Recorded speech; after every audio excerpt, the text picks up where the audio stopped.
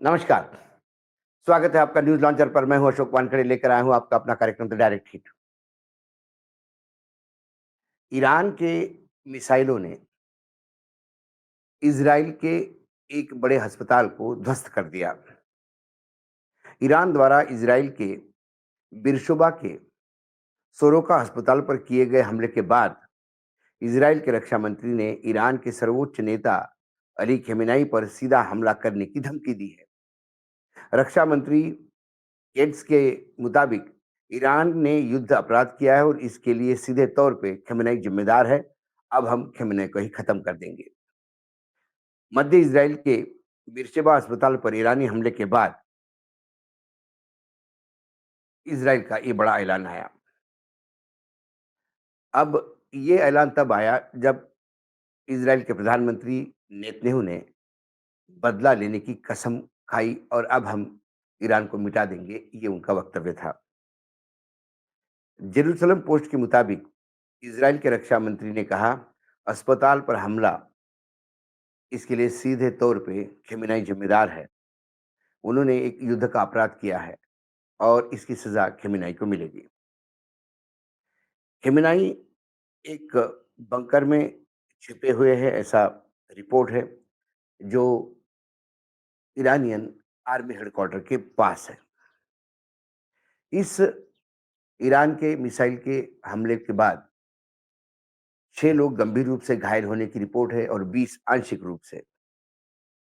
Iran ने स्पष्ट कहा कि यह अस्पताल इज़राइल डिफेंस फोर्सेस के एरिया कमांड में था, इसलिए इस पे अटैक किया। अब जब ये बात अमेरिका को समझ में आ गई, तो अमेरिका भी कहीं न कहीं अब तिलमिला गया, इस खासकर इस हमले के बाद। और अमेरिका ने सीधे तौर पे ये ऐलान किया कि यदि ये युद्ध और आगे बढ़ता है, तो फिर निर्णायक मोड़ पे जाने के लिए अमेरिका को सीधे रूप से इस युद्ध में हस्तक्षेप करना पड़ेगा। जैसे ही ये बात विश्व के सामने आई, चीन और रशिया ने सीधा ट्रंप को धमकाया। इज़राइल और ईरान के बीच संघर्ष के कई दिन बीतने के बाद दोनों एक दूसरे पे मिसाइल और ड्रोन से हमला कर रहे हैं। इज़राइल को अमेरिका का खुला तौर पर समर्थन माना जा रहा है कि अमेरिका इज़राइल के समर्थन में मिलिट्री भी भेज सकता है।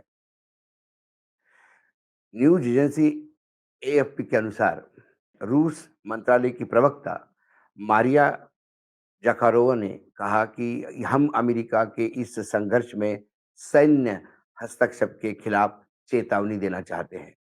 अगर ऐसा हुआ तो इसके खतरनाक परिणाम होंगे।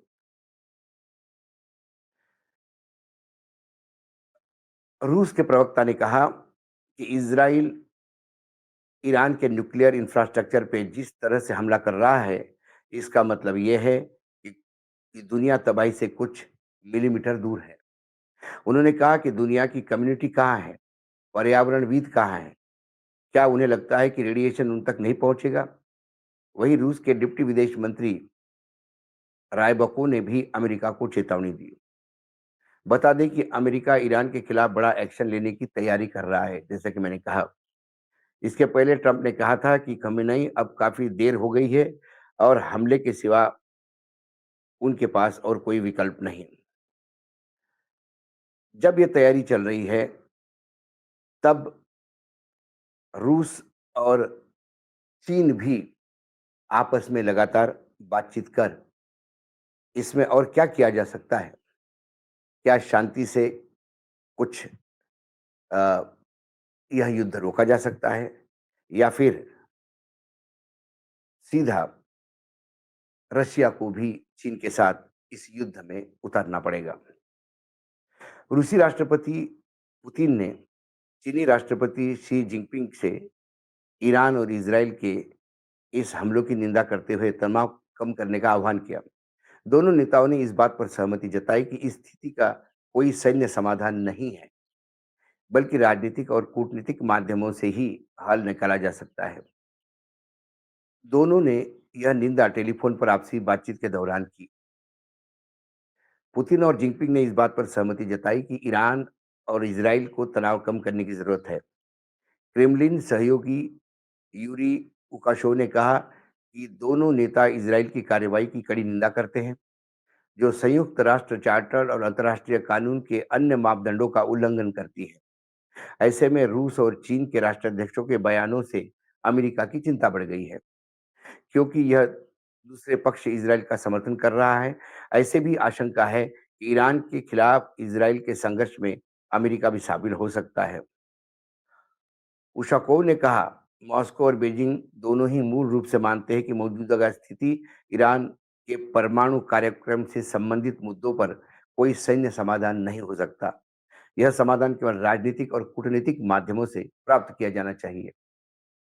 रूस ने चेतावनी दी है, अगर इजराइल ईरान संघर्ष, जो अब तक अपने 7वें दिन में है, आगे बढ़ता है तो तबाही मच सकती है।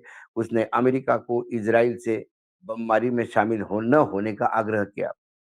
पुतिन ने हाल ही के दिनों में अमेरिकी राष्ट्रपति डोनाल्ड ट्रंप, इजराइल के राष्ट्रपति नेतन्याहू और ईरान के राष्ट्रपति मसूद के संपर्क कर रहे हैं और उन्हें बार-बार कह रहे हैं कि रूस युद्धरत पक्षों के बीच मध्यस्थता करने को तैयार है।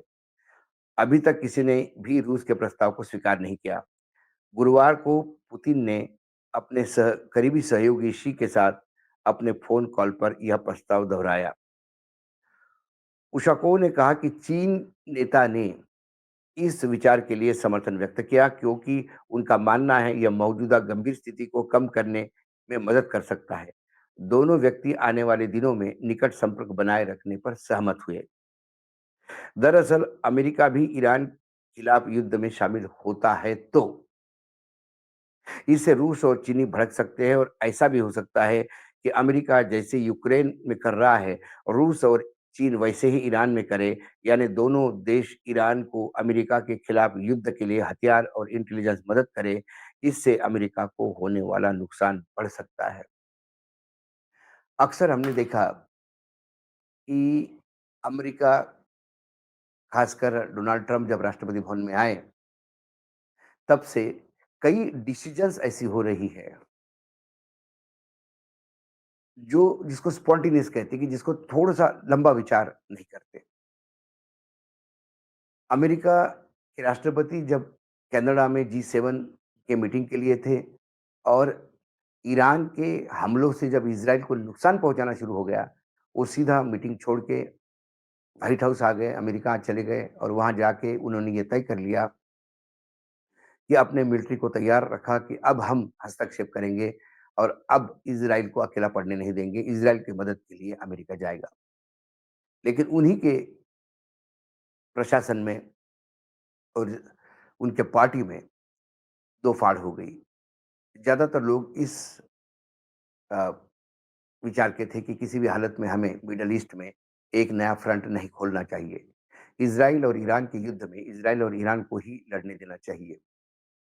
इसलिए कब हमला करेगा अमेरिका, ये पता नहीं, मैं आगे क्या करूँगा ये मुझे ही पता नहीं और कोई बता नहीं सकता, ऐसे ट्रंप के शब्द थे। 22 विमान युद्ध साहित्य के साथ और फाइटर जेट ज़रूर इस क्षेत्र में रवाना हुए हैं, लेकिन फिर अमेरिका ने ये बताया कि जो 40,000 फौजों की अलग-अलग बेस पे, सैन्य बेस पे इस क्षेत्र में तैनात है, उनकी सुरक्षा के लिए ये चला गया है।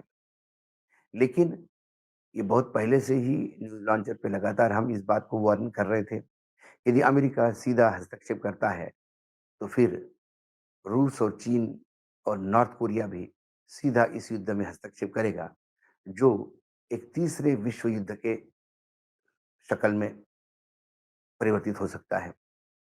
कई यूरोप के देश भी तैयारी में लगे हैं, खासकर इंग्लैंड ने भी अपनी फ़ौज को, खासकर फाइटर जेट्स को तैयारी में रखा है। और ये सारा परिप्रेक्ष्य देखते हुए, यदि आज की स्थिति में जिस हथियार के साथ ईरान लड़ रहा है, उस हथियारों में यदि रशिया और चीन के हथियारों का तड़का लगता है, यानी वो सप्लाई बढ़ता है, ऐसे में फिर इज़राइल के लिए बहुत मुश्किल होगा, कि उसका जो सुरक्षा यंत्रणित प्रणाली थी, आयरन डोम जो पहले ही ध्वस्त हो चुकी है, उसके चलते वो इज़राइल की रक्षा कैसे करेंगे? हम कई बार वो बता चुके हैं कि इज़राइल और ईरान में एक बेसिक जो सबसे बड़ा फ़र्क है कि ईरान इज़राइल से 22 गुना भू-भाग में बड़ा है।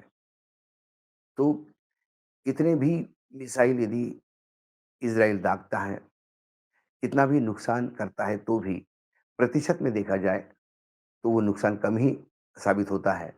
यदि ईरान के मिसाइल इज़राइल पे हमला बोलते हैं और वो नुकसान पहुँचाते हैं, तो इस छोटे से इज़राइल को ध्वस्त करने में ईरान को ज़्यादा समय नहीं लगेगा। लेकिन अमेरिका बैकफुट पे आता है जब रशिया और चीन और नॉर्थ कोरिया ये तीनों मिलके इस युद्ध में उतरने का ऐलान करते हैं। रशिया का इंटरेस्ट इसमें एक और है कि रशियन न्यूक्लियर एनर्जी कॉर्पोरेशन जो है, वो सीधा अ, बुशेर का जो न्यूक्लियर पावर प्लांट है, जो अकेला पावर प्लांट है जो अभी ऑपरेटिव है, जो चल रहा है, जो बिजली पैदा कर रहा है ईरान में, यदि इसके ऊपर सीधा हमला करता है अमेरिका, तो फिर रशिया को उतरना पड़ेगा क्योंकि रशिया ने यहाँ सिर्फ़ ये प्लांट खड़ा करने में मदद नहीं की, रशिया के इंजीनियर्स भी वहाँ तैनात हैं। वो अपने इंजीनियर्स को लेके चिंतित है। कुल मिलाकर जो बार-बार बात जिसकी आशंका हम जता रहे थे, कल चीन के सर्वोच्च नेता और रूस के सर्वोच्च नेता जब आपस में बात करते हैं और अमेरिका को बार-बार चेताते हैं, तो फिर अमेरिका को भी इन दोनों की सैन्य ताकत भी पता है और यदि इसके साथ नॉर्थ कोरिया जुड़ता है, तो कितना विनाशकारी हो सकता है, ये भी वो जानते हैं। क्योंकि फिर ये युद्ध सीधा अमेरिका के खिलाफ भी लड़ा जाएगा, लेकिन फिर रण होगा वही ईरान और इज़राइल। और यदि अमेरिका ने इन लोगों के इस युद्ध में शामिल होने पर इनके देश पे हमला किया, तो फिर अमेरिका की जनता खुद अ, समझ सकते हैं टारगेट पे हो सकती है। और यदि युद्ध क्षेत्र यही रहा ईरान और इज़राइल का क्षेत्र, फिर इज़राइल की क्या हालत होगी? एक तरफ से ईरान, नॉर्थ कोरिया, फिर दूसरी तरफ से रशिया, चीन और बचाने वाला एक अमेरिका, जिस अमेरिका का बचाव यंत्र खासकर एरो इंटरसेप्टर, मिसाइल इंटरसेप्टर थे, वो फेल होने के बाद अब इज़राइल को भी 2 बार सोचने की स्थिति आ गई है। इस युद्ध में जो लगातार बढ़ रहा है, चीन और रशिया के सीधे वार्निंग से कहीं न कहीं अमेरिका हिट हुआ होता हुआ नज़र आ रहा है। आज डायरेक्ट हिट में इतना ही। कल फिर आता हूँ किसी विषय के साथ। तब तक के लिए नमस्कार। देखते रहिएगा न्यूज़ लॉन्चर।